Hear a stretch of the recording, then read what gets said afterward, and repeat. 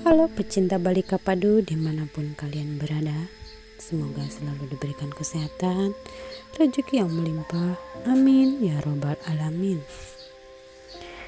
Di episode kali ini, Saurab datang ke sebuah hotel dan mengambil sebuah kunci kamar. Lalu Sip melihatnya dan ia mengambil kunci duplikat kamar tersebut. Pada saat itu, Anop keluar dari restoran. Saat itu Saurab melihatnya, mereka hampir saja berpapasan. Saurab bingung, ia pun pura-pura membenarkan tali sepatunya. Suman mengucapkan selamat pada sang kakek. Kakek berkata, "Sanci, apakah kau senang melihat Pipek ada di sini?" Sanci pun tertunduk malu. Minum meminta Sanci untuk membuatkan mereka makanan dan minuman. Lalu Sanci pun memanggil seorang pelayan. Pipek pun mengucapkan selamat pada sang kakek. Di saat itu Suman melihat mereka. Suman tak senang melihat Pipek dekat dengan keluarga Sanci. Suman menegur Sanci, "Hai Sanci, kau jangan senang dulu. Kami datang kemari bukan karena kami tertarik pada pesta ini. Kalau saja Saurab tak memaksa kami untuk kemari, kami pun takkan pergi. Jadi kau harus berterima kasih pada Saurab." Hardik dan Guli mengucapkan hari ulang tahun pada kakek saat itu. Sedangkan Saurab sedang menunggu Sanci di kamar hotel. Ia pun banyak mengkonsumsi minuman keras saat itu. Di luar, foto masa kecil kakek ditampilkan. Subadra pun menceritakan masa-masa kecil kakek dulu. Sanci mendapatkan pesan dari Saurab.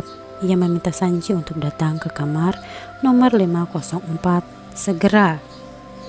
Lalu Pipek bilang, "Kau harus membalas pesan itu, Sanci." Jawab ia pada Saurab. Sanci pun membalas dengan raut wajah yang tegang. Semua orang menikmati makanan dan melihat masa-masa muda kakek di pesta itu. Saurab menerima pesan Sanci.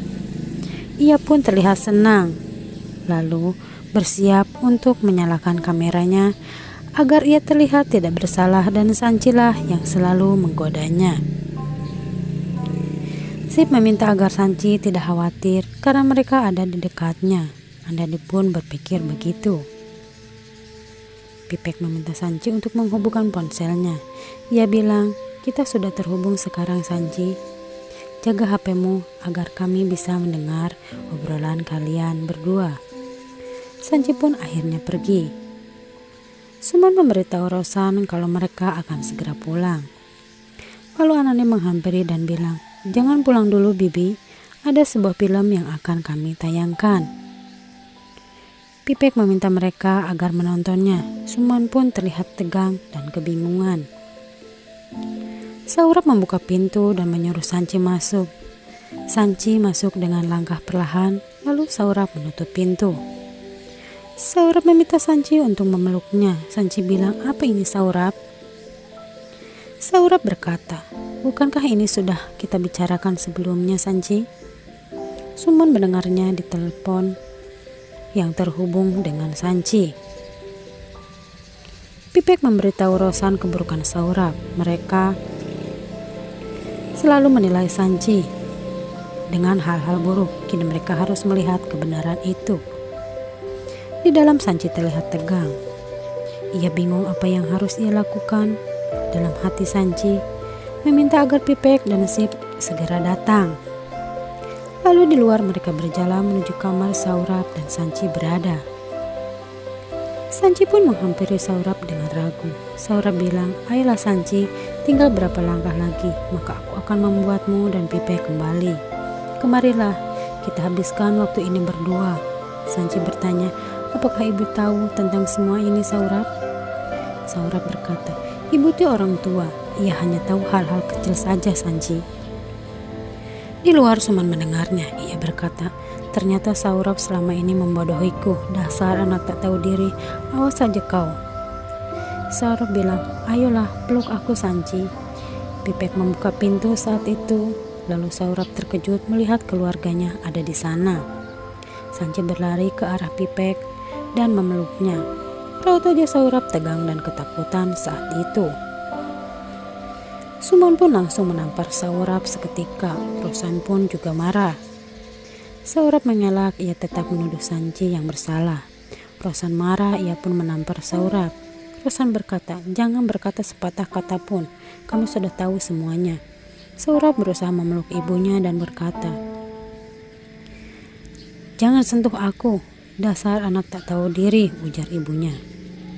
"Aku yang telah merahimkanmu, tapi aku selalu menyalahkan Sanji, padahal kau yang bersalah dan memiliki kebusukan di hatimu. Menjauhlah dari pandangan dan kehidupanku." Pipek berkata, "Kau memang pantas berada di penjara, Saurap."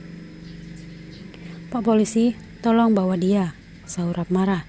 "Ia akan kembali dan balas dendam pada mereka," ujar Saurap. Rosan dan Suman merasa malu pada Sanji dan keluarganya. Sip berkata, "Apakah kalian akan menerima Sanji kembali?" Sanji tak pernah bicara apapun, baik itu keburukan dan kebaikan dalam hidupnya. Tapi Saurap yang telah bicara semuanya padaku. "Sanji tak ingin kau dan kedua anakmu berjauhan," ucap Anandi. Sip bilang, "Sudah, ayo kita kembali ke pesta." Suman bilang, "Tidak, aku akan pulang saja. Aku tak bisa menghadapi keluargamu di sana."